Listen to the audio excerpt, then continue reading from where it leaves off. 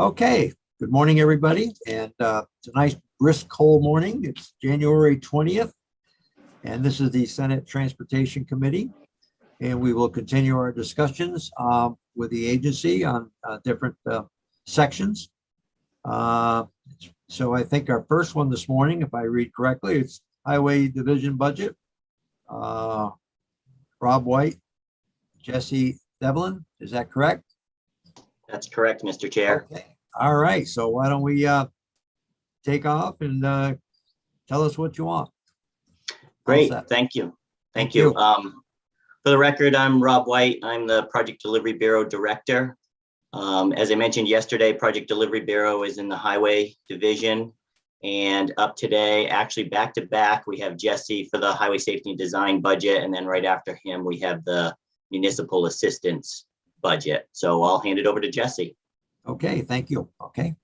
All right. Good Jesse, morning, everyone. Good morning. I am going to be sharing my screen. So if you can confirm that you can see a PDF on your screen, that would be great. Yeah, well, you see it. Yeah. All right, then let's get going. So good morning.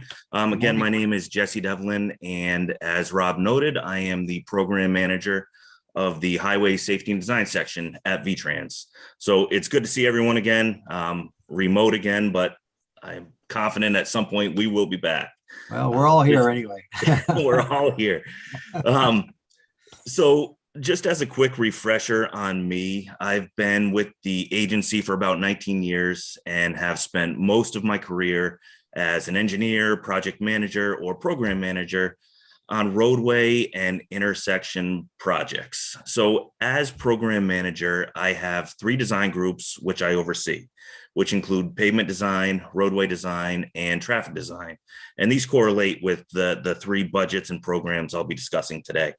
So these groups differ primarily in the types of projects that they design and ultimately bring to construction. So today, my goal is to really provide you with an overview of each of the 3 programs, describe to you the types of projects that we produce and construct under those programs, highlight some sample projects, and also provide a higher level overview of the 10G reports. So seeing that the roadway program was listed first on the agenda, if there's no objections, we can start the discussion with that program. So our roadway design team is, again, they're responsible for developing plans, specifications, and estimates that cover a wide range of project scopes. They basically serve to address safety, mobility, and asset condition. And this work directly contributes to meeting our mission, which is to provide for the safe and efficient movement of people and goods. So our roadway design team is comprised of 10 individuals. This includes project managers, engineers, and technicians. In addition to the difficult job of actually delivering projects, the team also has a great deal of additional responsibility, including fiscal responsibility, such as managing a project's budget, providing excellent customer service, ensuring design quality, and ensuring that projects are delivered on time.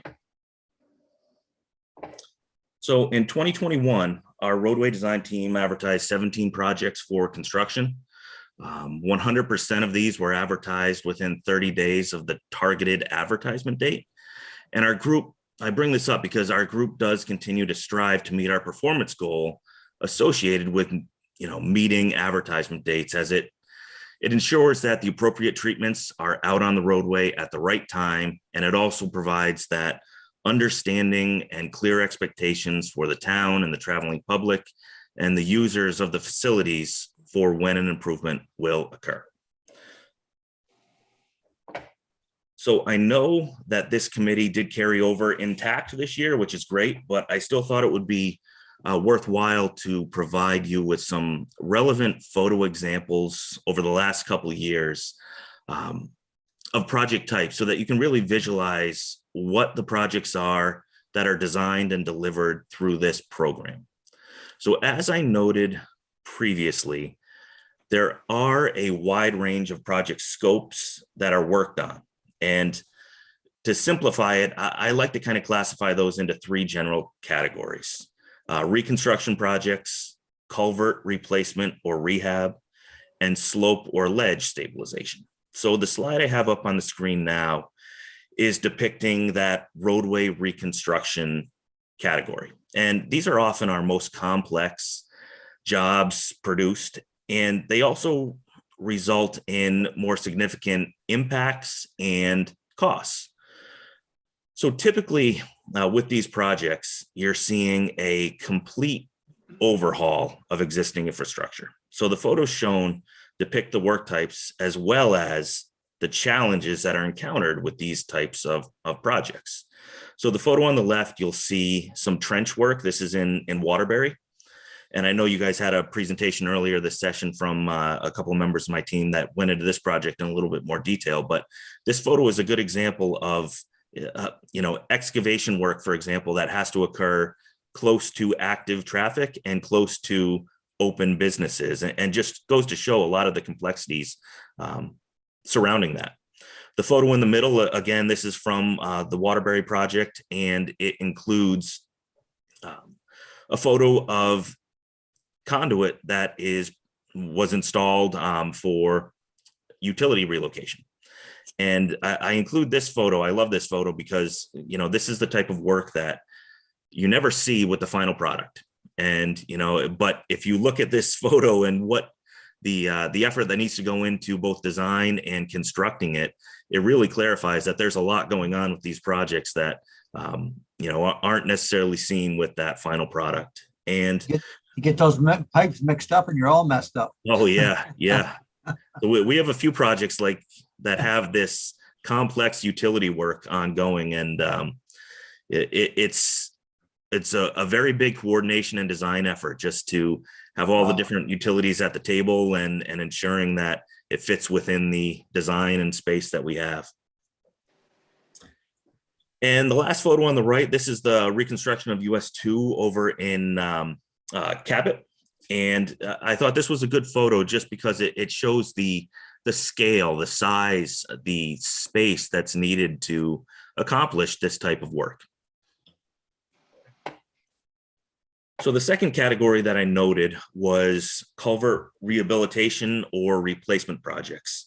So as you guys are all aware, there are many culverts beneath our roadway network. And, these again are assets that, aren't really thought about by the traveling public until there's a failure and it impacts the roadway or results in a detour. And, when culverts fail, there is a risk to both roadway embankment and traveling public. So within the roadway program, we do work to identify locations and deliver projects that will rehabilitate an existing culvert or replace an existing culvert. So Jesse, has culverts changed over the years? Have they had the different materials, or do you still do a lot of cement ones, or are there product out there you don't have to do cement, you can do other things? Yeah, in terms of kind of your traditional small culvert replacement, we're doing a lot with like the high density polyethylene, so more of like the plastic type pipes. Okay. But we do have there is a lot of changing technology, and actually the photo on the left here is an example of that. So this is actually a example of what we refer to as a ultraviolet cured liner. So this is actually like a sock that would go into an existing culvert that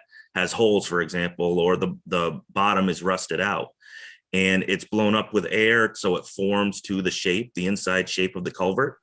And then ultraviolet light is basically run through the length of the culvert, and it hardens the sock so that you have a new culvert. So this is a very valuable tool, as you can imagine, in locations where there's a lot of fill or material over the pipe, or areas where there's heavy volumes of traffic that we just can't, close down a roadway to replace. So this is a tool in our toolbox that we can use in those types of situations. And then on the right, this is, I know you heard from our structures group yesterday with Kristen, and, this kind of falls kind of on that in-between line where we would be replacing some undersized or failed culverts with larger structures. And this is a case where we have a precast reinforced concrete box.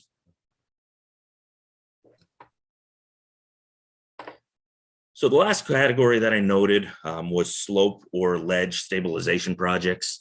So again, these are asset level projects that, you know, that they're not glamorous like the roadway reconstruction jobs, but they really are an important project in that they identify higher risk locations and mitigate the risk associated with either material falling into a roadway or a slope, a failing slope compromising a roadway.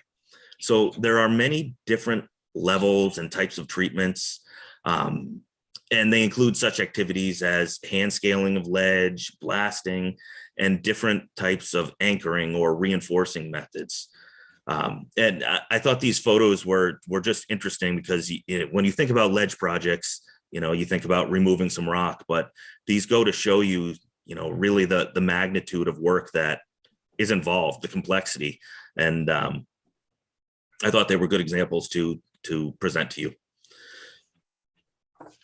So that is kind of a high level overview of the types of work that we perform. So I was hoping we can look at a couple example projects that had construction under the fiscal year 22 project and kind of relate those back to those categories. So the Pittsford segment 1 project, this was a full depth reconstruction and widening of about 1.4 miles of US Route 7 in Pittsford. So again, this project is considered a roadway reconstruction project, and it was a major effort that included new drainage. Chair Mazza. Yes, sorry. Jesse, I think you just muted yourself, Jesse, so we stopped hearing you. But I also was hoping to insert a question, so it was almost opportune. Can you hear me, Jesse? Good to see you this morning, by the way. Great, there you go. So last year, Michelle Boomhauer came to us with some Act 250 language regarding projects like this and how we calculate disturbed areas. I'd be curious, as you're walking through these projects, if you could reflect on any Act 250 interactions and just to help inform my perspective on how that interfaces with these very important transportation projects. Yes, so that's a good question, Senator Chittenden. And so the Pittsford Segment 1 project, for example, was a project that we obtained an Act 250 permit for. And being a roadway reconstruction project, the way we analyzed it at the time, and this was several years ago, we did utilize the entire reconstruction area. So those were impacts that contributed to that overall acreage threshold. And I know that the language that was being discussed last session, it did look to change that quite a bit in terms of looking at the footprint of an existing road versus the expanded road. And while I don't have the analysis of whether a Act 250 permit would still be required under those new scenarios, it would change the calculation significantly. And, you know, to relate that question back to kind of the categories as well, usually an Act 250 permit is not required for the asset level type projects where, you know, you're really focused on a site improvement of a specific asset, because, you know, those typically do not come close to meeting any sort of acre threshold for that work. So I apologize that I was muted. I'm not sure how much you heard of the slide on this. I don't know, maybe something happened when a participant was added, but the project on the screen is the Pittsford Segment 1 reconstruction job. And again, this was a complete overhaul of 1.4 miles of US 7 in Pittsford. It included new drainage, stormwater improvements, geometric improvements, as well as the construction of 2 bridges. The construction cost estimate for the job was $10.6 million, and construction of the project was substantially completed this past year. So the photo on the right here is a pre-construction condition, and it illustrates the narrow shoulders and some of the winding characteristics of the road ultimately. So I chose this project as a good example to share with you because it does contain in addition to the reconstruction, it contains a lot of the asset type improvements that I mentioned before as well. So the photo on the left shows some slope reconstruction. The photo in the middle is a box culvert or bridge installation. And the photo on the right is a photo of the final condition that shows the widened shoulder. It shows the built out ditch line and stormwater improvements. You have to buy a lot of property when you do these projects. Yeah, that's one of the challenges specific to the roadway reconstruction category, is the fact that, you know, when you're fully rebuilding a road and you're widening shoulders out to, you know, in this case, it's 8-foot shoulders, the impacts cascade. And, you know, with these projects, we are purchasing rights or easements along the length of the project. And, you know, that is one of the reasons that there is such variation with schedules on projects like these. These projects are, you know, a lot harder to get through the environmental process as well as the right-of-way process.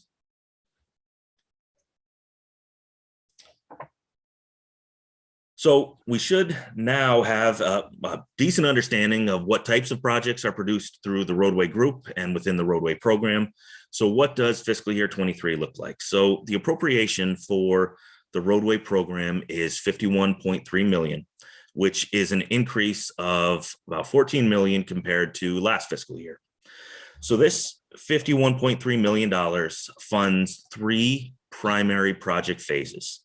It funds the preliminary engineering, which basically includes the design efforts and activities on a project. It funds the right-of-way, as you mentioned, Senator Mazza, which accounts for the defining what rights are needed and actually purchasing those rights. And it also funds the construction, which is the biggest chunk, obviously, of the budget, and the actual physical construction of projects. So this budget will fund construction of 37 projects, and it will fund the preliminary engineering or right-of-way acquisition on an additional 42 projects.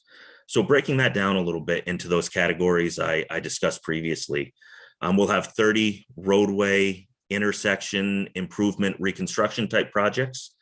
And that has 7 of them with fiscal year 23 funding. We have 27 small culvert or rehab projects, 20 with fiscal year 23 construction funding. We have 18 ledge or slope stabilization projects, 9 with fiscal year 23 funding. So to highlight a significant project that it's currently under construction, but will continue to be under construction this upcoming season, I have the Woodford, Vermont Route 9 ledge stabilization project. So this project intends to, again, it minimizes the risk of rockfall and will also improve vehicular sight distance on Route 9. So construction on this job began in spring of 2021 and is anticipated to be done fall of this year. And the construction cost for this is $4.9 million. And I chose to highlight this project again because it is a good representation of the complexities of the asset improvement type projects, but it's also representative, if I scroll back to the slide previously, the high number of asset improvement jobs that we have and will be funding with the fiscal year 23 budget. All right, I see a hand. Senator Mazza. Yeah, go right ahead, Senator Ingalls. Yep. Jesse, with the $14 million increase, is that what would the year have looked like if we didn't have all these federal dollars? Or is it significant increase because of what we're getting from the feds? Yeah, and you'll kind of see that presented over the course of the 3 programs, because obviously we received a lot of money and it's being distributed within, you know, the various programs within the agency.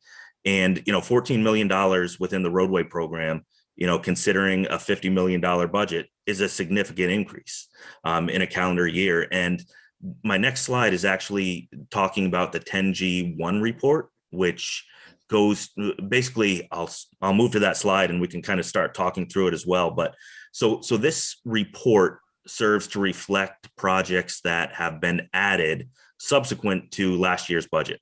So you'll see in roadway program and as well as in paving and in traffic, the number of projects that we're adding to the program and beginning to work and develop. And, you know, as an engineer and on the design side, it's kind of exciting to have this influx of work and new projects to, you know, kind of sink our teeth into. But it is significant in terms of the dollar amount and the additional capacity to the program. Thank you. So on the next 3 slides regarding the 10G reports, I won't spend a lot of time on it. Essentially with these slides, they are listing out, for example, again, the 10G1 report reflects the projects that have been added subsequent to the project. So these are projects that have primarily been programmed either due to age or condition of a current asset. And it's a good mix of the asset type improvements as well as concrete slab removal jobs and roadway reconstruction jobs.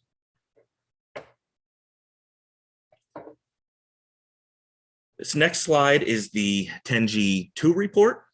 So this report serves to identify projects that have increased by either $8 million or have doubled in cost compared to the FY22 estimate. And the only project on this list within the roadway program was a small culvert interstate project.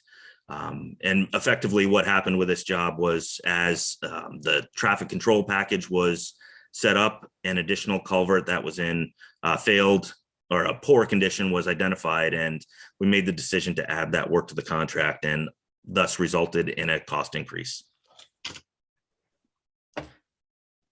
And the last project, the last report that I'll note is the 10G3 report. This slide effectively summarizes projects that are no longer funded in the fiscal year 23 budget that were in the previous. And this serves as kind of a list of projects that were completed this past year. So that was my final slide for the roadway program. We can pause here, Senator Mazza, for questions, or we can move directly into paving. Any questions before he moves to paving? Okay, go right ahead. Move on. Yeah. Okay, so moving on, I'll first note that it's a very similar presentation. So there are some repetitive slides. I'll move a little quicker through and can stop me if there's any questions. So again, pavement design team develops plans, specifications, and estimates, but the projects worked on within this program are primarily focused on preserving or improving our roadway surfaces, addressing safety, mobility, and asset condition. So again, directly contributing to meeting our mission. So our pavement design team is comprised of 7 individuals, including project managers, engineers, and technicians. Again, same level of responsibility as traffic, as in roadway design and traffic design, including fiscal responsibility, customer service, quality, and meeting schedules. So in calendar year 2021, our pavement design team advertised 34 projects for construction. Of those projects, 95 were advertised within 30 days of our targeted advertisement date.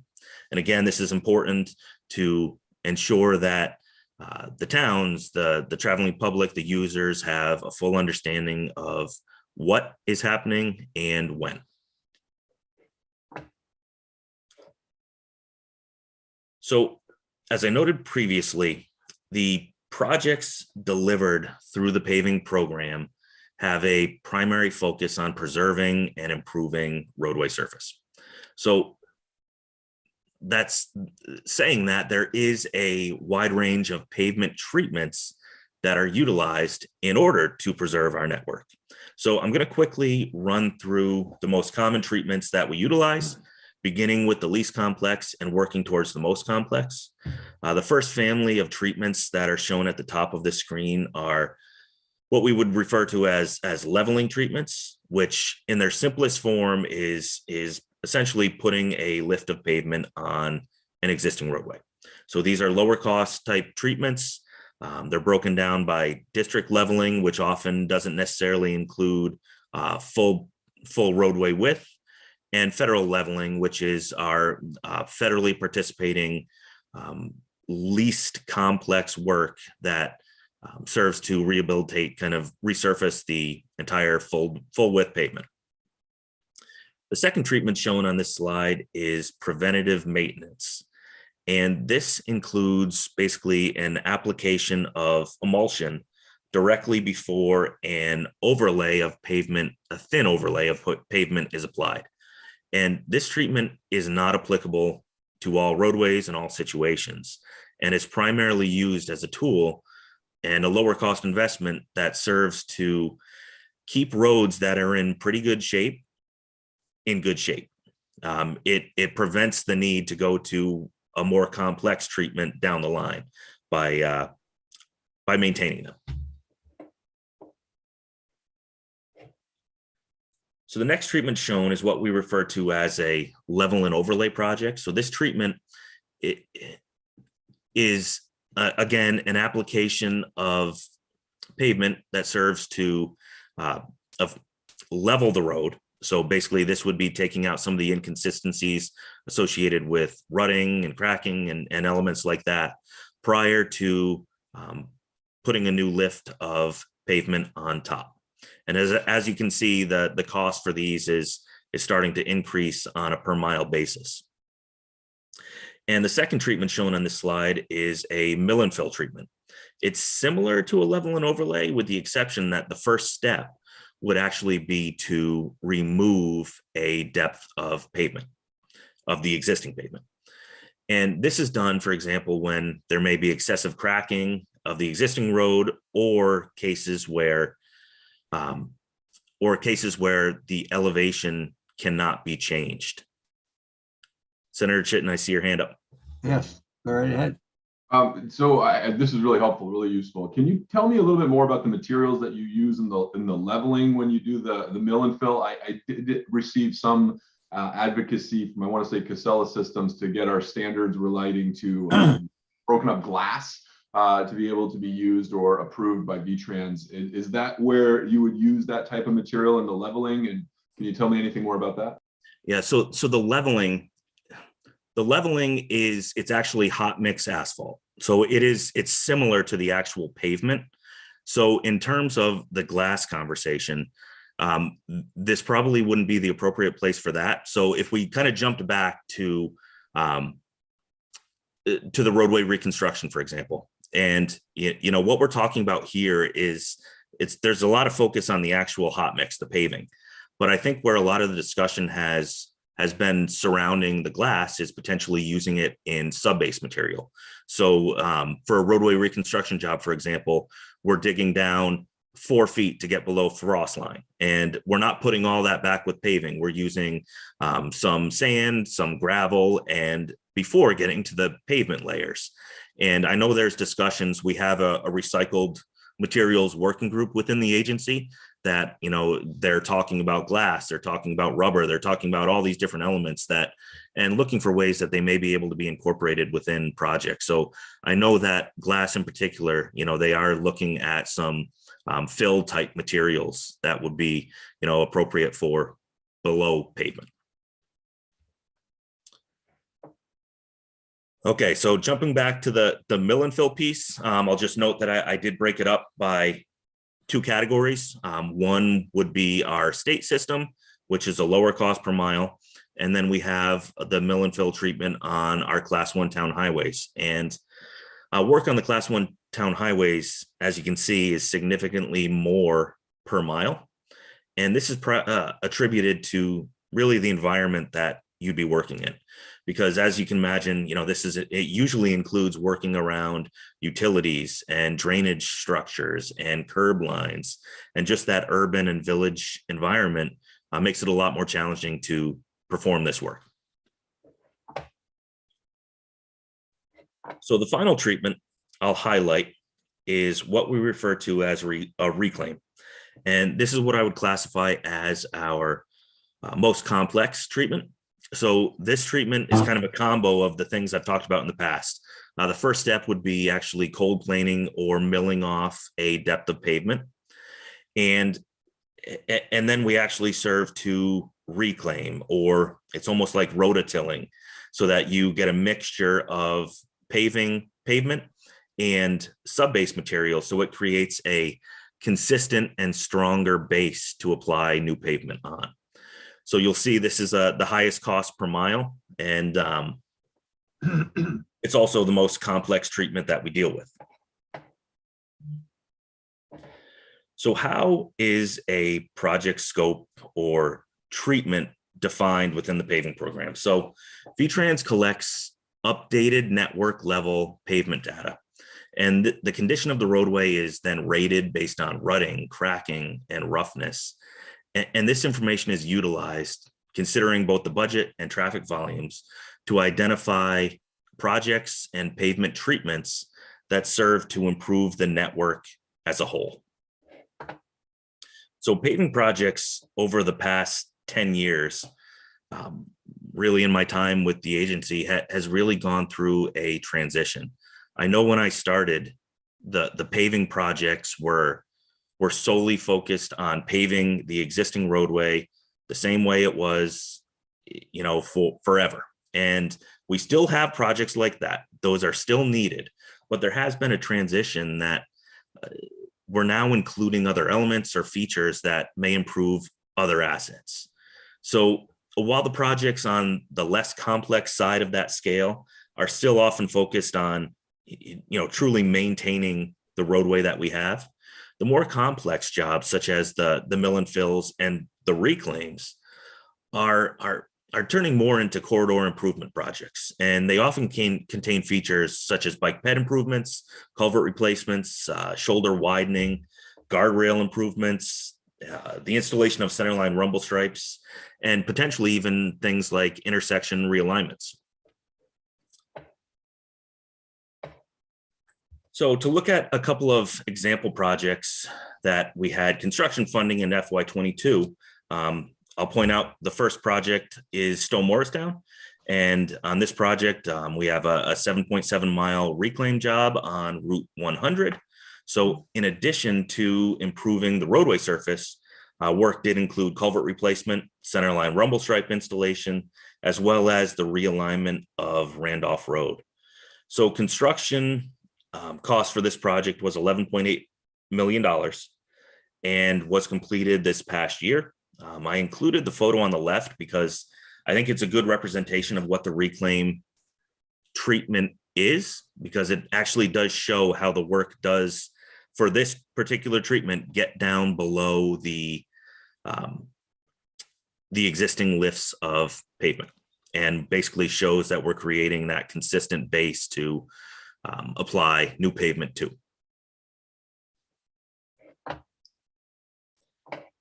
And the second project that I will highlight is a Class 1 town highway paving project on Route 7 in Middlebury. So this project was 1.6 miles and consisted of that mill and fill Class 1 treatment. So the project cost just over $2 million and was completed this fall. The project was advertised as a composite with other Class 1 paving on Route 30 and 125 in Middlebury. But I use this photo as a good example of, some of the bike ped features that we're thinking about and including within projects of this type.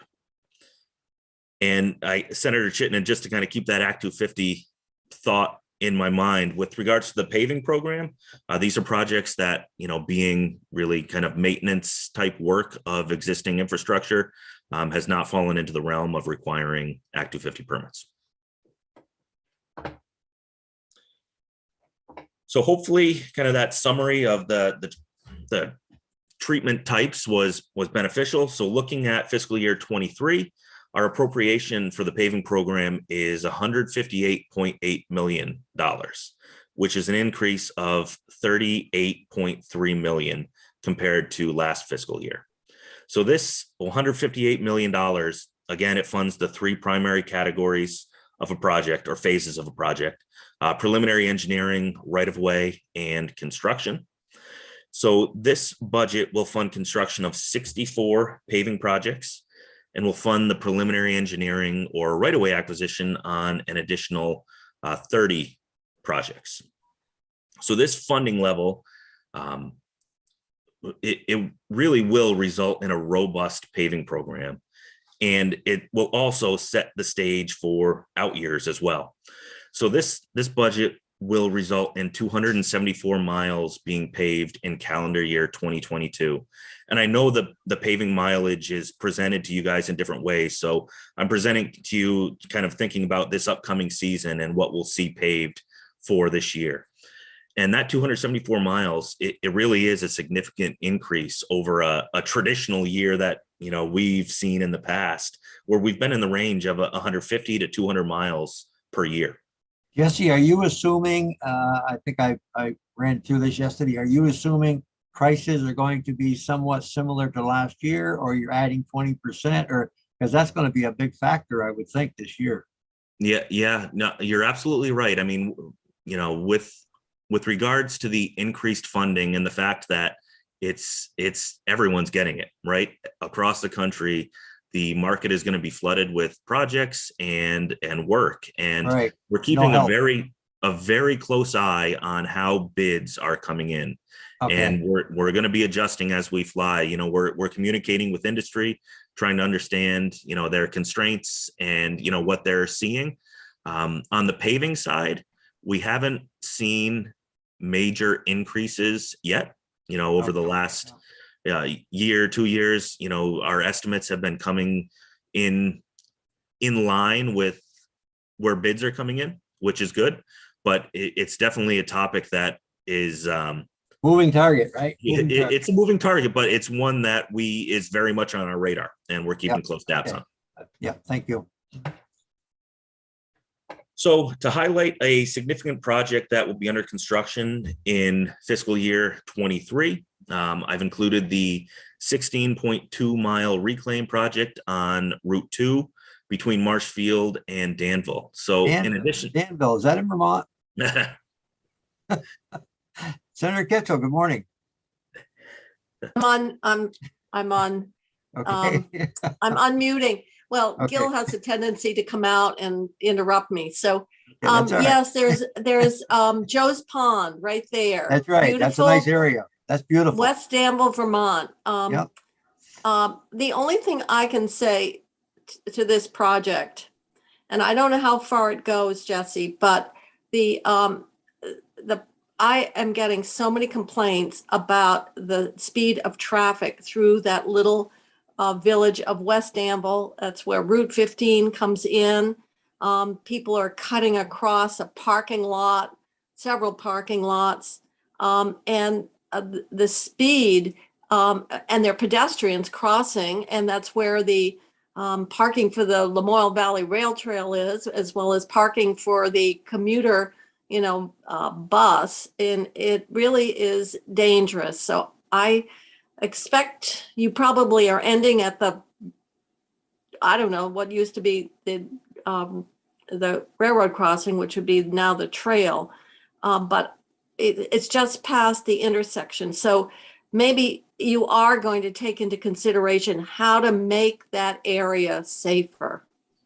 Yeah. So Senator Kitchell, this job, in addition to, addressing the roadway surface, we are doing some shoulder widening, centerline rumble stripe installation, and regarding the US 2 Vermont 15 intersection, as well as the park and ride, we've been involved in a lot of conversations on that as well. And our design team is working with the RPC, kind of as we speak, to see how or what types of improvements we can include to that intersection, as well as the adjacent park and ride. Regarding speed limit, I know I've had some conversations with members from the public as well, who have reached out to me, and that does need to come through the town as the initial step. So hopefully we're getting that information out to the right people, so that conversation can happen. And so that would be calendar years 23 and 24, starting in the fall of 22. So advertised this fall. Well, I'm assuming people would either like to have like a, that radar, feedback or something to see if they could avoid someone getting seriously hurt there, because it really is, as obviously people are telling you this, right now, people are not slowing down, and it's very dangerous. They're not slowing down anywhere. I'll tell you, it's crazy out there. Everybody's speeding. Wow. Yeah, and you can see why. There's a trail, the Mohawk Valley Rail Trail crosses Route 2 there. Just below it is the intersection of Route 15 coming in from, Cambridge and There's a store there. There's a store on a corner, isn't there? There's Hastings Store. Okay. There was a restaurant, and then across the road is a large park and ride that is sort of a trailhead for the Lamoille Valley Rail, as well as a pickup for the bus, Route 2 commuter bus, and then people park there to walk across Route 2 to get to Hastings Store. So it is unfortunately congested in a neighborhood right in the middle of a major east-west highway. They used to run radar there, and they haven't for quite some time. I'm through there a lot, but yeah, always there. You'd have to be careful coming up over that hill because they switched to 35. But man, I'll tell you what, you go 35 right there right now, you're gonna get passed on that hill. Yeah. Well, this is in West Danville Village, which is flatter. Coming right up. But they used to sit on the end of that parking lot right there and run radar towards Danville. And I haven't seen them there for a long time. No, there hasn't been anything. Occasionally, there's been some law enforcement, but those radar feedbacks into Danville Village, but not into West Danville. And Jesse, how is that up to the town to install those? Do they have to get permission because of the MUTCD requirements? Yes, so we do have a process for how a municipality would request that, and they would be kind of responsible for that maintenance piece. And I have shared that information, and Senator Kitchell, I can forward you kind of the correspondence that I'd have that shows where all that information is, both with regards to speed limit as well as the radar speed feedback signs. All right, thank you. Senator Perchlik. Yeah, Jesse, it looks like the timing of this project matches up with the timing of the 232, or what we on the Marshfield side called the Groton Road project. Are you familiar with that paving project to deal with 232? I don't have details off the top of my head, but okay. So I get calls about that road, which is always a problem because it's just there's some subsurface issues that just cause it to always frost heave horribly. Yeah, they did pave the section closer toward Groton, but not where it comes down onto Route 2, just north of east of Marshfield Village. That is pretty bumpy.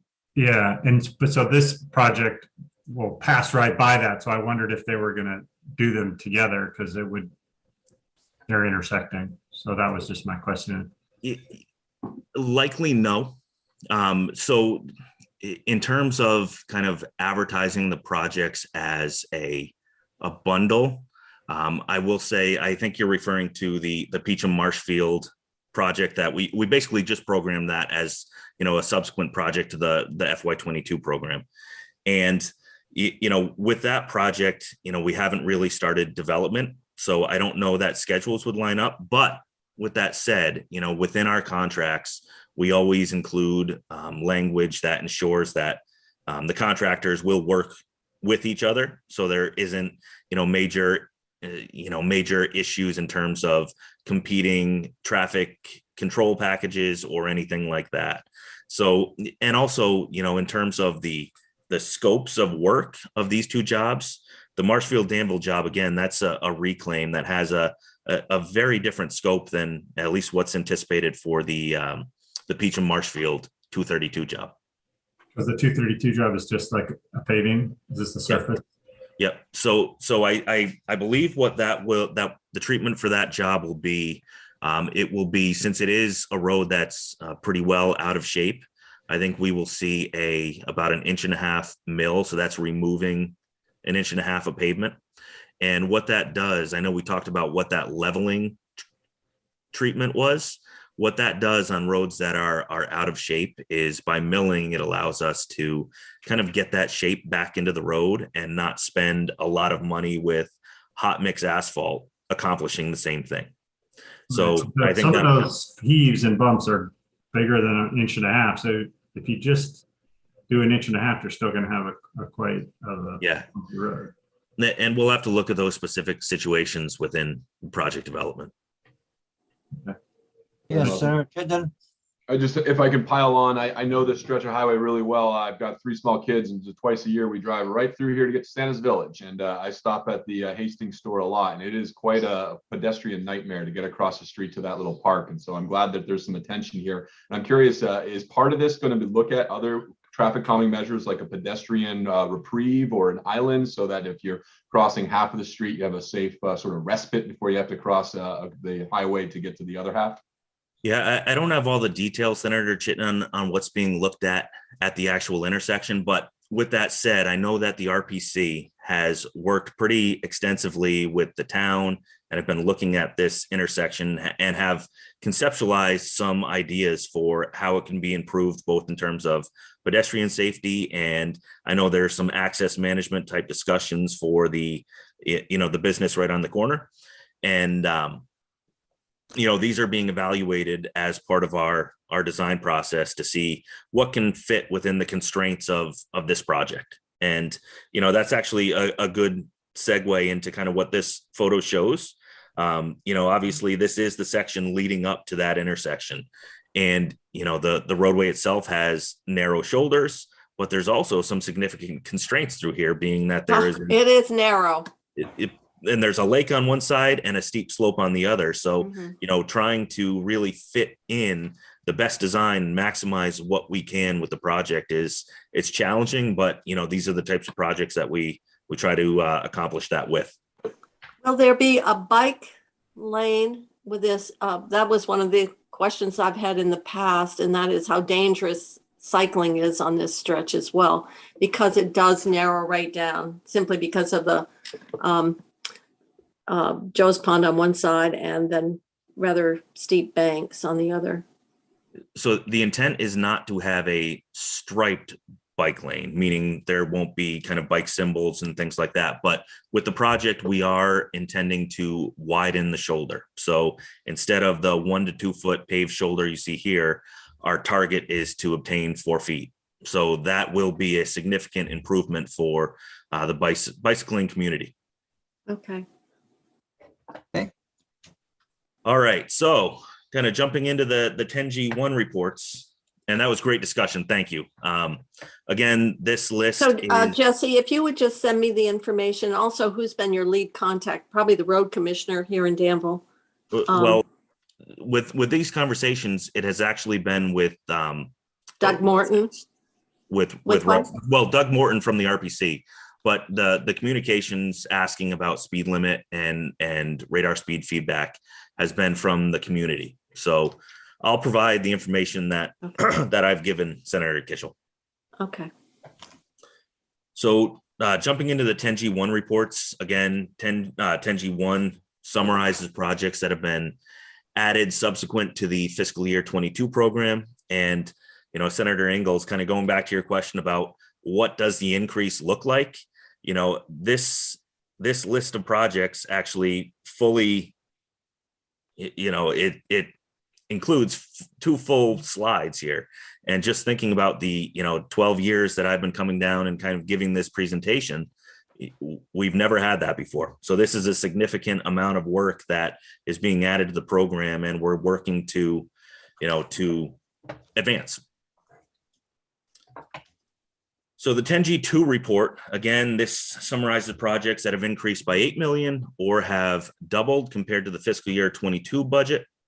There's 4 projects within the paving program on this list. So the primary justification for projects in this category are that their initial estimates included in the past budgets were underestimated. And as design began and the pavement treatment was fully defined, the estimate was also refined and is now better aligned with the scope of work. So to highlight one of the projects on this list, just as an example, you'll see the Lyndon Barton project noted. And when this was initially programmed, it was thought that this project could be one of those lower cost preventative maintenance projects that I described earlier, that thin lift of pavement. And as we began design and the existing pavement condition was fully analyzed, it was determined that the appropriate treatment would be a Melanphel. So if you remember, there's, just looking at the cost per mile difference, it wasn't huge, but projecting that over a 40-mile job results in a significant project cost increase. So the final slide on 10G3 is, again, the projects that effectively have been completed this past season. So rolling into my final program, we have the traffic and safety program. And there's Senator Mazza's favorite intersection. We'll talk about that one. If it ever happens, I'll tell you, if Skip Valley ever, it's been in the works for so many years now. My God, I wish it happens, but I don't know if it's going to. Okay. It is. So our traffic design team is responsible for developing plans, specs, estimates, the types of projects that are delivered through this program really have a focus on safety and mobility. So in 2021, our traffic design team advertised 10 projects for construction. Of the projects advertised, 71% were within that 30-day performance goal. To highlight a project with construction funding in fiscal year 22, I will discuss the Burlington Roundabout project. So this project includes the installation of a single lane roundabout at the intersection of US Route 7, Alt Route 7, Ledge Road, and Locust Street. And this project will also include utility relocation, drainage improvements, and the installation of shared use facilities.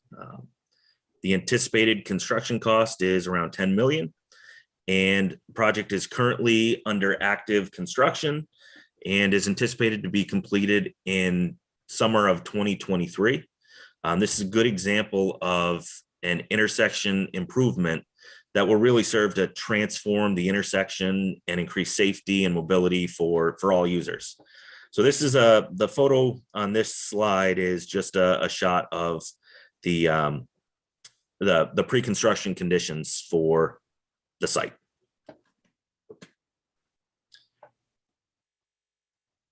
And just to provide a few photos of construction and the rendering of what it will look like. The photo on the left shows how the roundabout will actually fit into the space, because I know that was, for many throughout the design of the project, that was hard to kind of to grasp in terms of how it would fit within that existing space. The photo in the middle, again, this is similar to Waterbury, where this is the construction of a subsurface utility duct bank and the work that goes into that. And the photo on the right is some waterline construction, again, showing the work within traffic and the complexities associated with that. Yes, go right ahead. I just want to say how happy I am about this project. There's a huge park there, Callahan Park, which draws a lot of kids. And so it's just been a pedestrian headache, nightmare, and danger whenever you need to turn left. So I'm really excited for this project, and it's looking great. Yeah, and it's, Senator Chittenden, it's actually been going pretty well in construction as well. Being a very heavily traveled route, there were definitely concerns in terms of traffic management and how that would work. But I'm not saying there's no impact, but it seems like it's being responsive to what they're seeing in the field and doing the best they can with that tight workspace. So the fiscal year 23 appropriation for traffic and safety program is $45.6 million. So this is an increase of 12.3 million compared to last fiscal year. Again, this funds 3 primary project phases, the design, the right-of-way acquisition, and construction.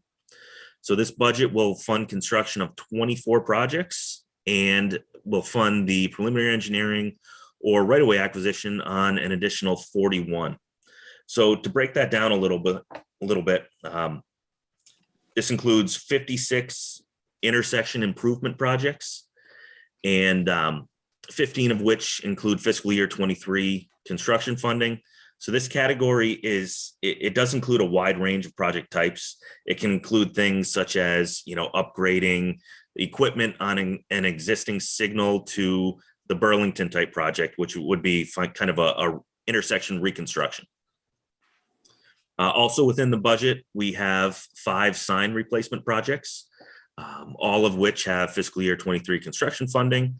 And then we also include funding for the restriping of the Interstate, State, Class 1 town highway and Class 2 town highways.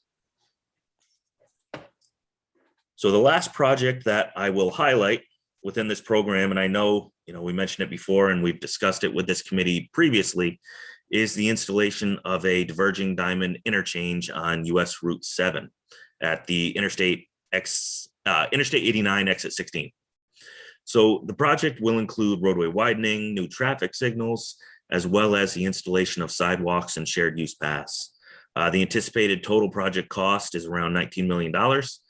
And a new development kind of since we last spoke is that, this project, we are actually going to advertise in 2 contracts.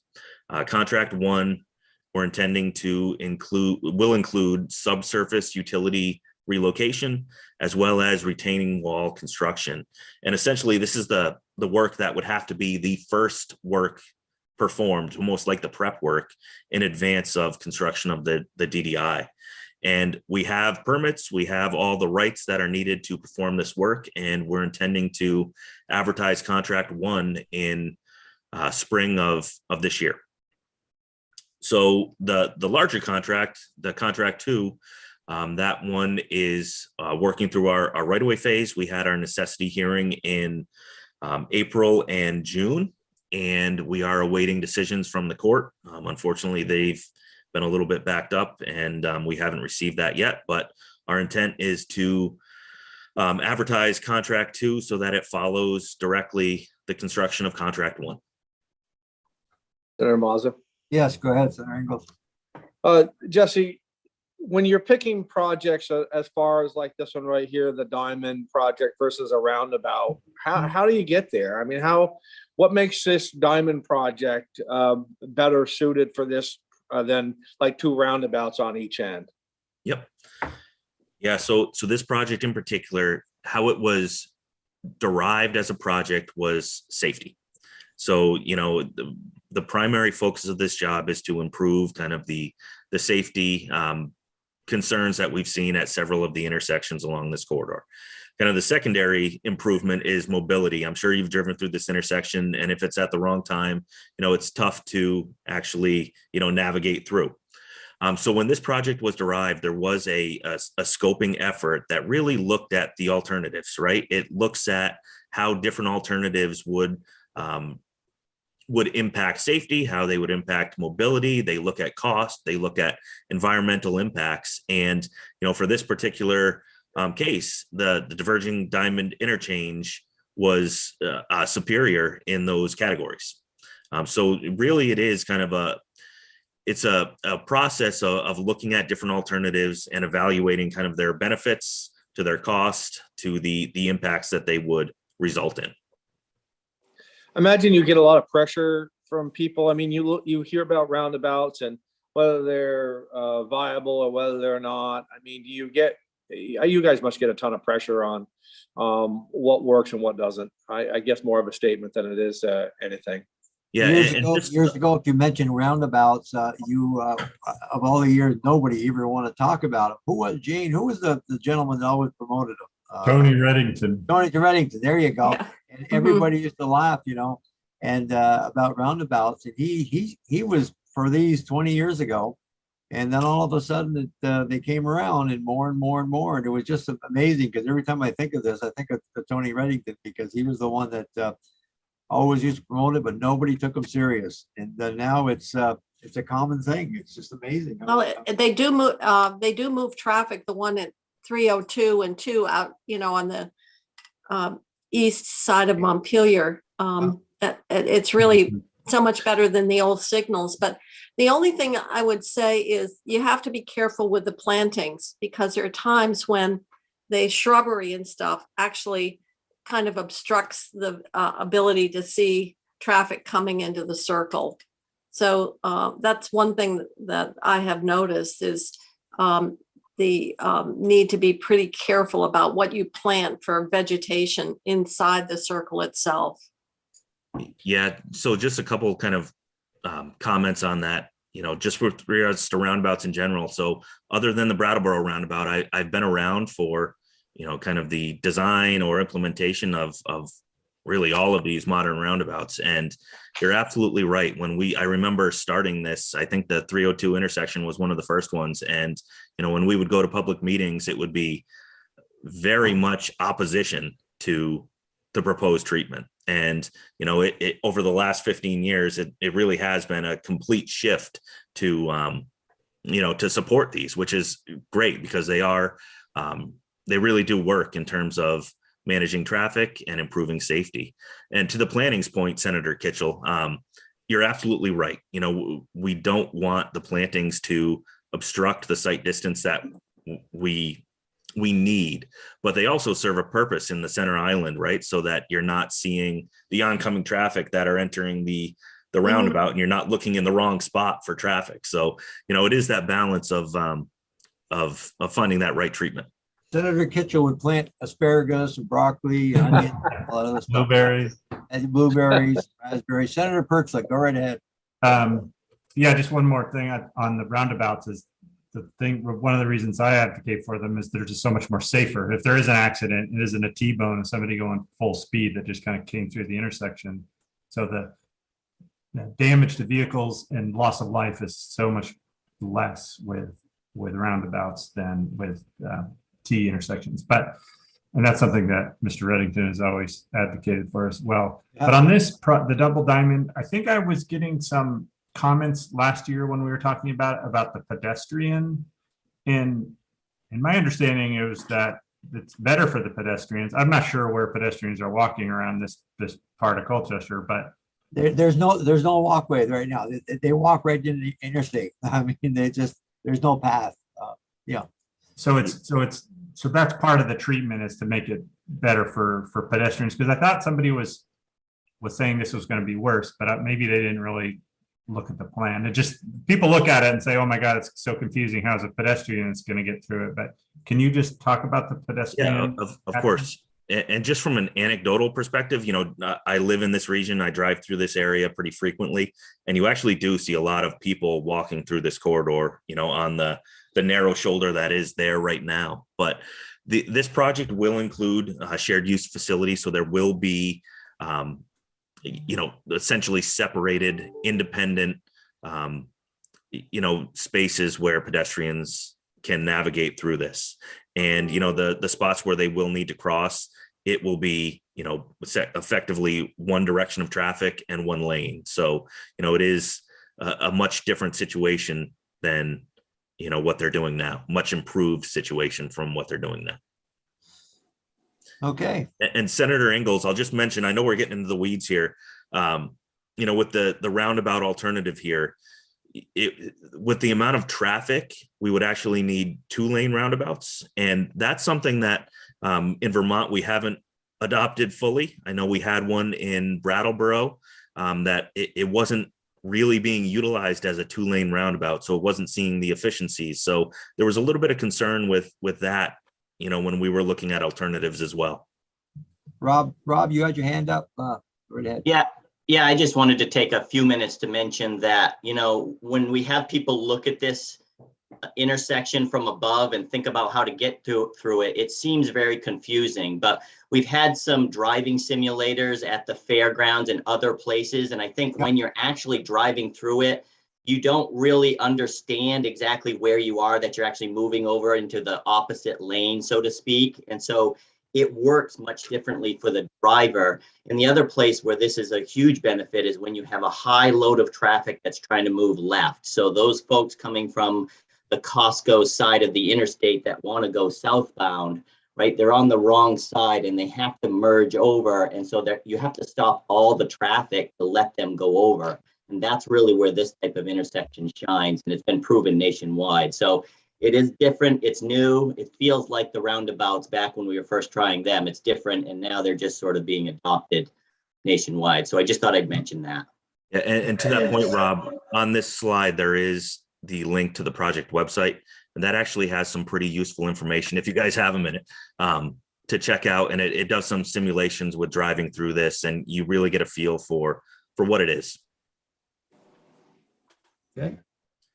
So I know we're running up on time here. The last 3 slides I have under this program, again, summarize the 10G reports, 10G1, which is shown here. And on the next slide, show the new projects. Again, you can see from a capacity perspective, we've got a lot that is coming into the program, which is, great from the design side and the overall improvement to the network. The 10G2 report, this is the list that has increased by 8 million or doubled. The only project within traffic and safety is a Bennington Route 279 sign replacement job, where when it was initially programmed, we anticipated only replacing signs. And as we got into the design and size to the new signs, it resulted in the need to also replace some overhead sign structures, which results in a cost increase. And the final slide that I have is just the 10G3 report that summarizes projects that were completed this past year. So I think that's what I have, Senator Mazza. Good presentation. Very helpful. Thank you. Yep. Okay, Rob, are you next? Thanks, everyone. Thank you. Thank you, Jesse. Yeah, next we have the Municipal Assistance Program, and we have Joel Perigo here to present on that. So I'll just turn it over to him. Okay, thank you. Joel, good morning. Good morning. Good morning, Senator Mazza. Thank you for having me. I'm just gonna share my screen here.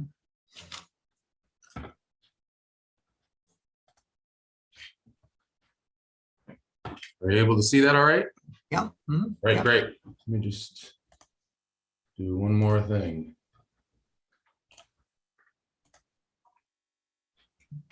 Okay, I think we're in business now. For the record, my name is Joel Perigo. I am the Municipal Assistance Program Manager with VTrans, and I'm just going to do an overall overview of the budget for state fiscal year 23 for a few of the different programs. The first program is the Park and Ride program, which you'll find on tab 5F. We're proposing a little over $4 million this year. The majority of that funding is going to the Williston Park and Ride, which I'm happy to say is finally going out to be advertised next Wednesday. All right. Yes. That particular facility will add 142 spaces, 5 of which are accessible. And the completion date on that is next August. We have 2 additional projects under design, which is Berlin Exit 6 and Manchester along Route 7. And then we have 2 line items in the budget, one for $350,000 for future development, so design work on any other identified park and rides, as well as a line item for $350,000 for preventative maintenance, which is typically paving at these facilities.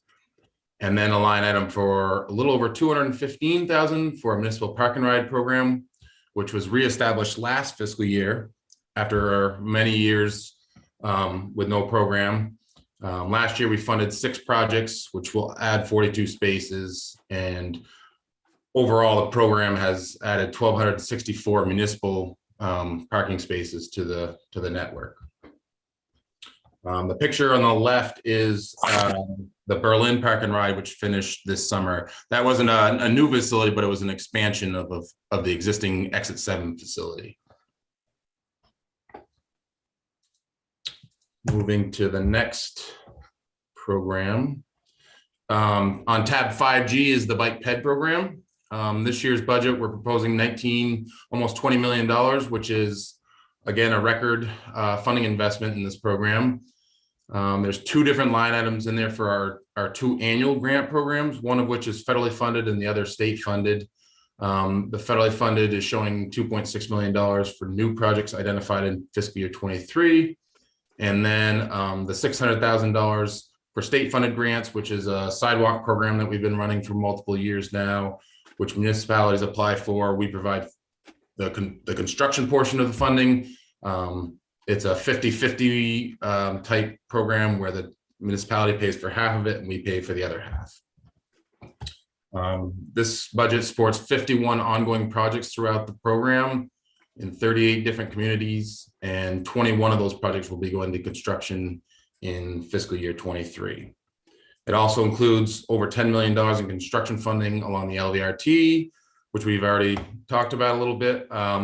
And we have a anticipated completion of that project in the fall of 2022. There's a few line items mixed into that budget. They're called statewide items. One for our bike ped coordinator time, support for the local motion bike ferry, as well as, well, I already covered it, but the future funding for other annual grant programs.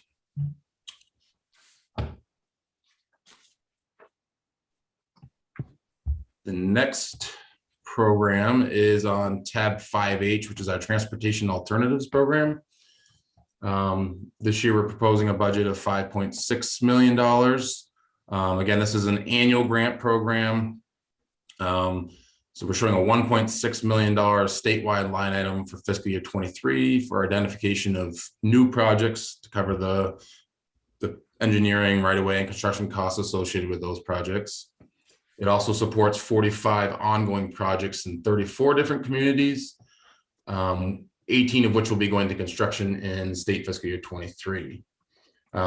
Just as a reminder, starting last year in state fiscal year 22, the appropriation had sort of been played around with for a few years in 22, and moving forward, half of this appropriation goes to the environmental mitigation type projects, and the other half is reserved for bike and ped, the more traditional transportation alternative type projects. And the picture on the left there is a completed transportation alternatives project from this past year in Bennington. And I don't exactly know, I think it connects like two different like condominium type residential areas. On tab 6 is our rest area program, a relatively small budget this year because there's no major projects planned for state fiscal year 23. There's a resurfacing project occurring in Sharon, which was delayed from state fiscal year 22. And then there's a line item for projects that will be identified by BGS for capital projects, as well as other preventative maintenance projects.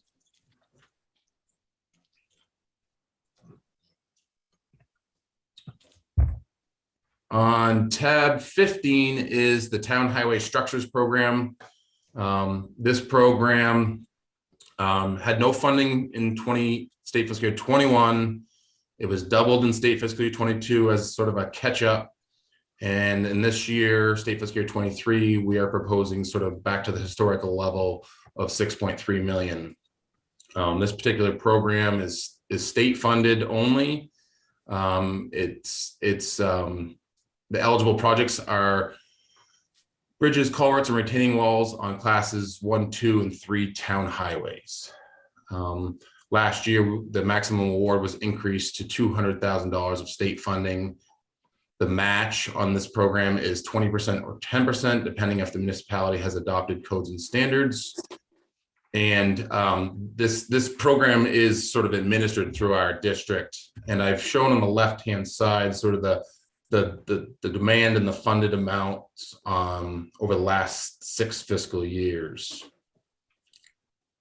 And the picture here actually is not I couldn't find a good one for this, but this would be your sort of typical project on a town highway structures program.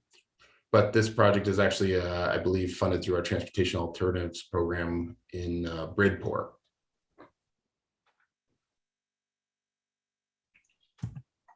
The next program on tab 16 is sort of the sister of the structures program. This is the Class 2 roadway program.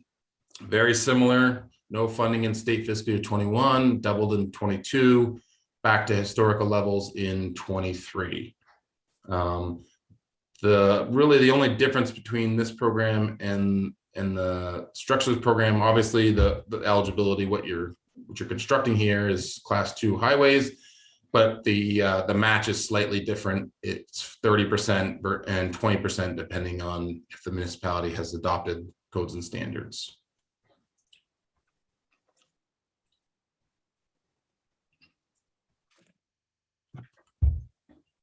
On tab 17 is the town highway non-federal disasters. This is a line item that we carry each year. This program is sort of goes in ebbs and flows depending on the year. The funding is only eligible when there's no ER, federal highway ER, or FEMA declaration associated. So it's got to be a very localized area, and the towns apply for this funding, and the eligibility is based on 90% of the repair costs or an amount equal to 10% of the overall highway budget. This is again, excuse me. I'm sorry to interrupt, Joel. May I ask a question on this? Sure. So I know that Halloween storm came in, 3 years ago? It wiped out a lot of culverts, one between Williston and South Burlington, and there was some up in Center Ingalls area. Were those, did they fall into this category, or were those qualified for FEMA and FHWA? So I can't say specifically. So in that particular storm you're talking about, there was a federal highway ER declaration, at least in that particular storm. And there may have been FEMA. So I don't believe that this particular program was used for any of those repairs. So they would have fallen more to the more traditional ER programs, federal highway, if it's on the federal aid system, or FEMA, if it is not. So.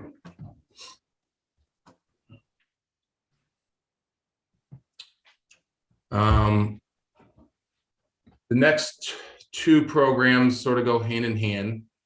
Tab 19 is the Town Highway Aid Program, which is the program that we make quarterly payments to municipalities depending on their mileage of Class 1, 2, and 3 town highways. Last year, we had proposed $27 million, and through legislation, there was an addition of a one-time $3 million added to that. And so I didn't put it all in one line here, but just so I could reflect that this year's appropriation is actually slightly higher than last year's proposal. And this is all sort of drafted in statute, this 6%, 44, and 50%. And then in addition to that, there is the Class 1 supplemental, which is just areas like South Burlington, for instance, where they have multi-lane Class 1 roads. They get a little bit extra money because of that. Yeah, they got a good counselor there in South Burlington. He knows how to get money. Yeah. Okay. I'm going to quote you on that next time I run for re-election, Senator Mouse. All right. Tab 22 is the Municipal Mitigation Assistance Program. I have 2 slides for this program because I have to remember now, 4 different existing grant programs housed under the umbrella of municipal mitigation. That's Ingalls Interstate right there.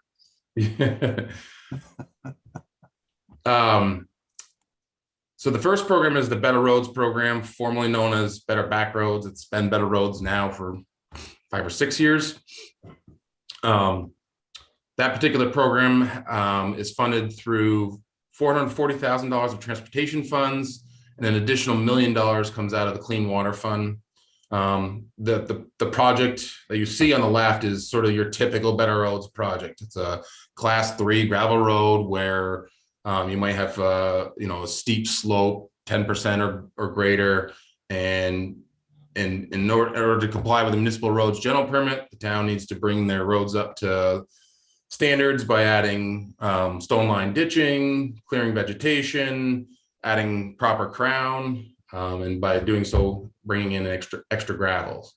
The other thing I don't see in this particular picture, but we do cover a lot, is drainage culverts. The grants and aid program, Senator Ingalls, or excuse me, go ahead. I'm sorry, Joel. I thought you were going to the next slide, but I got a question before you move on Sure. from this. Yep. Yep. I'll wait. I'll wait for you to finish this. And Okay. Yep. Okay. So the next program is the grants and aid program, which is very similar to Better Roads in that they are accomplishing the same types of projects, basically assisting the municipalities with their compliance with the MRGP, the Municipal Roads General Permit. The grants and aid program, though, is formula based, and the funding is completely clean water funding. And so through the Clean Water Board, the recommendation is $3.3 million this year, which is a slight increase from last fiscal year. The difference here is that municipalities don't apply for the funding. They simply send in a letter of intent to participate in the program. And depending on the level of participation, we sort of divvy out the funding on a formula. And it's based on hydrologically connected road segments, which is defined in the permit. So think of like a section of road that ultimately drains into some sort of water body. The last 2 fiscal years, this program has been very popular. I don't have the exact numbers, but out of 255, I think, municipalities that are required to comply with the MRGP, we've had about 220 to 230 municipalities participating in the program over the last 2 fiscal years. Both of these programs are on an annual grant cycle, so the towns only get a single year to construct the project. And most of them are done with local town forces. Some of the smaller towns do contract out their work. And my question on it, Joel. Mm-hmm.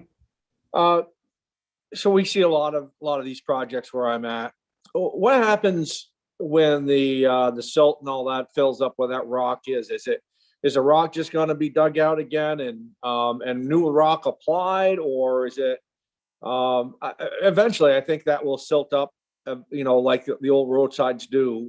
What happens with that rock after that happens? Yeah, there's a couple different ways of handling that. There is technology out there, and actually my father was a salesman for many years, and they actually sold products. They, these like sort of super sucker things where they do have mechanical ways of removing that.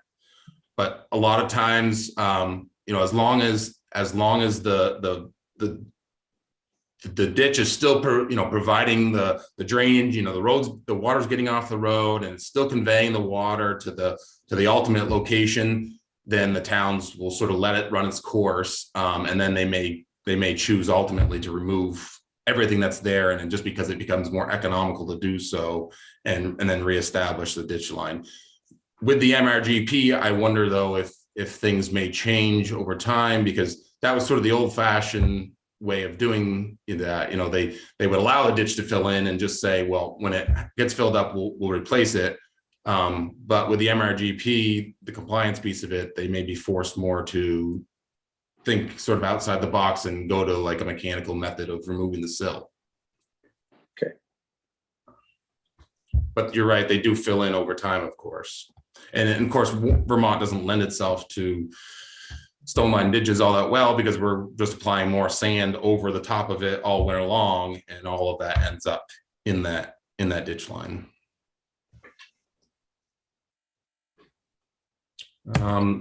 The other 2 parts of the municipal mitigation program are the municipal highway and stormwater mitigation program, and then our utility fees that we pay as part of that program. The municipal highway and stormwater mitigation program is a federally funded program. So this is federal highway funding. And because of that, we quite often see larger projects. So rather than your class 3 gravel roads, these are more like stormwater treatment type practices. The project on your left, I believe, is an Essex project. This is a detention basin that was constructed with this program.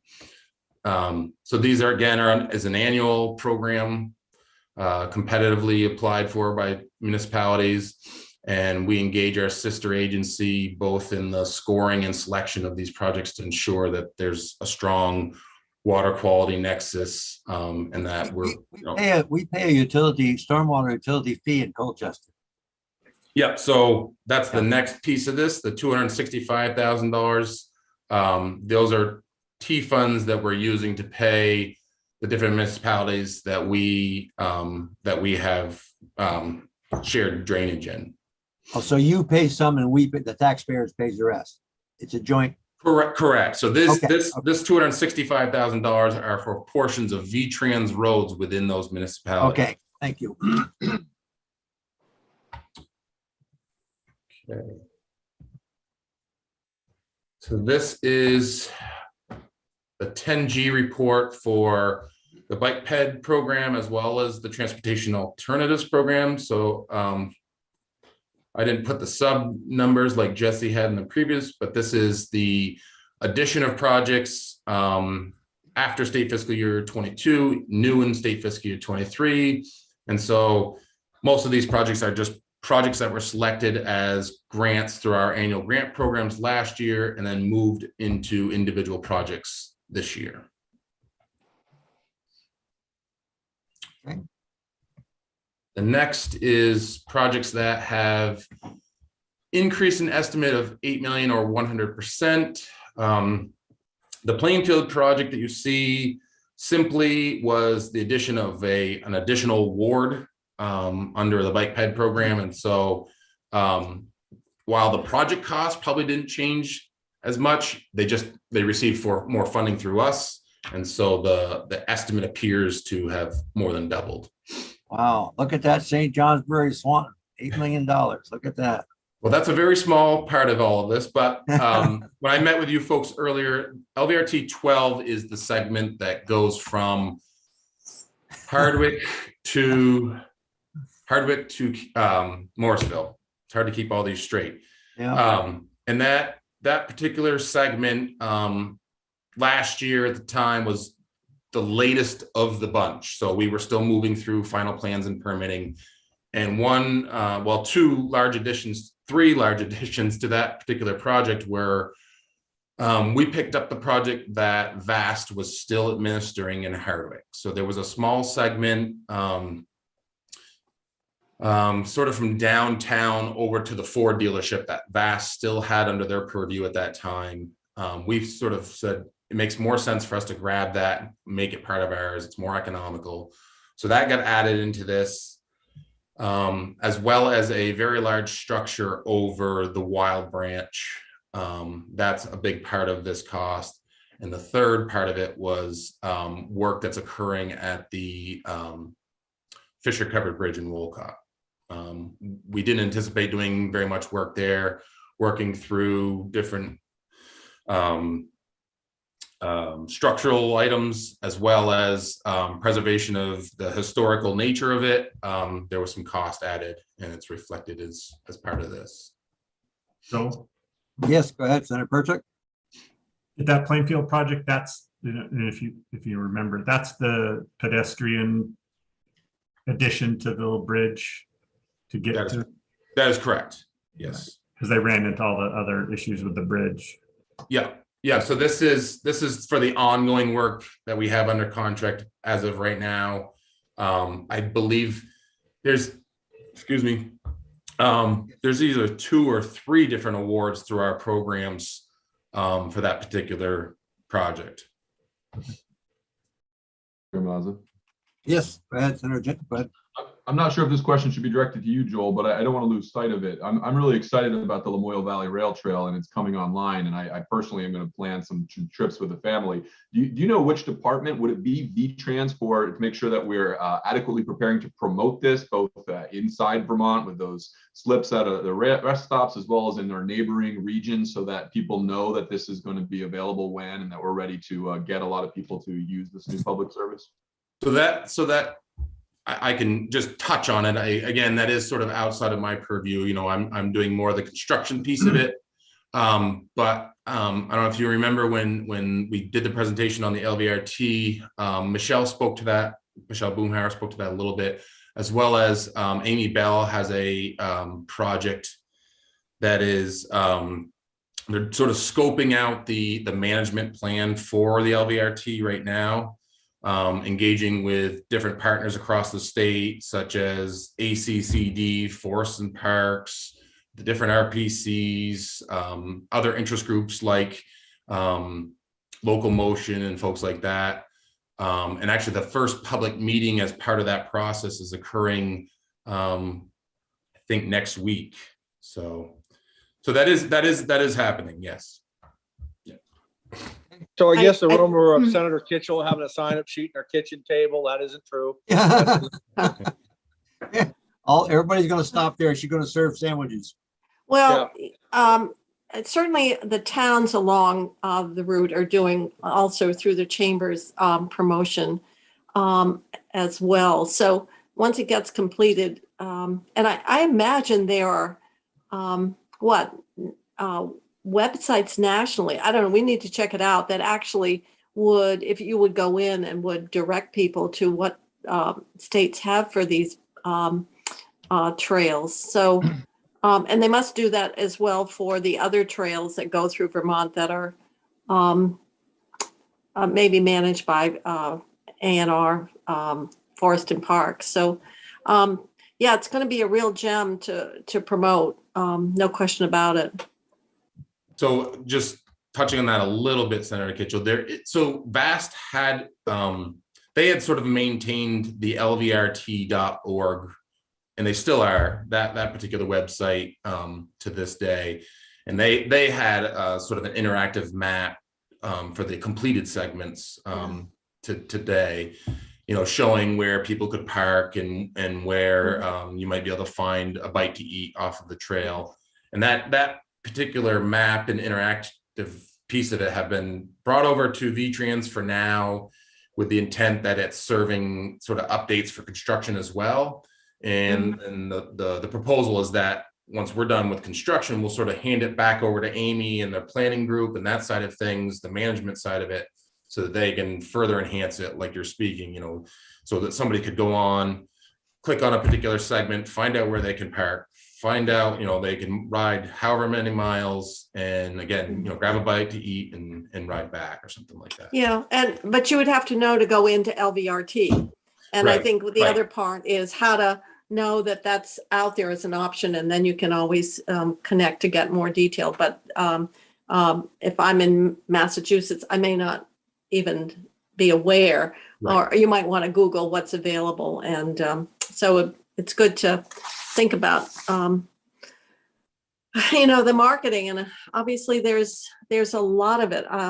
Gosh, when you think about Kingdom Trails and how that, you know, and the Canadian, well, used to be until we get through COVID. It's just been incredible, the draw that has from other states and from Canada.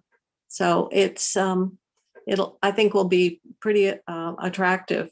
Right. And like I mentioned earlier, ACCD is certainly a partner in this management plan moving forward. So that Kingdom Trails has transformed the real estate market in that neck of the woods for sure. Okay. All right. And I think we've coming to the end here. This is the portion of the 10G report. Projects no longer funded in fiscal year 23. So essentially completed projects. I think you'll see one on transportation alternatives that says 0 spent. And that's because that was a project that the town decided not to move forward with. And I think that's it, but I feel like I missed a slide at the beginning. Mind me just checking real quick. My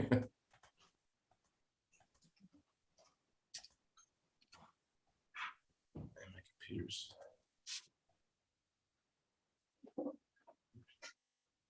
No, I guess I got it all. Okay. All right. Thank you very much. Very good overview, like always. Thank you. Appreciate it. Thank you. Okay, we have a little break now, committee. If you want to take a, we'll be on break until, well, let's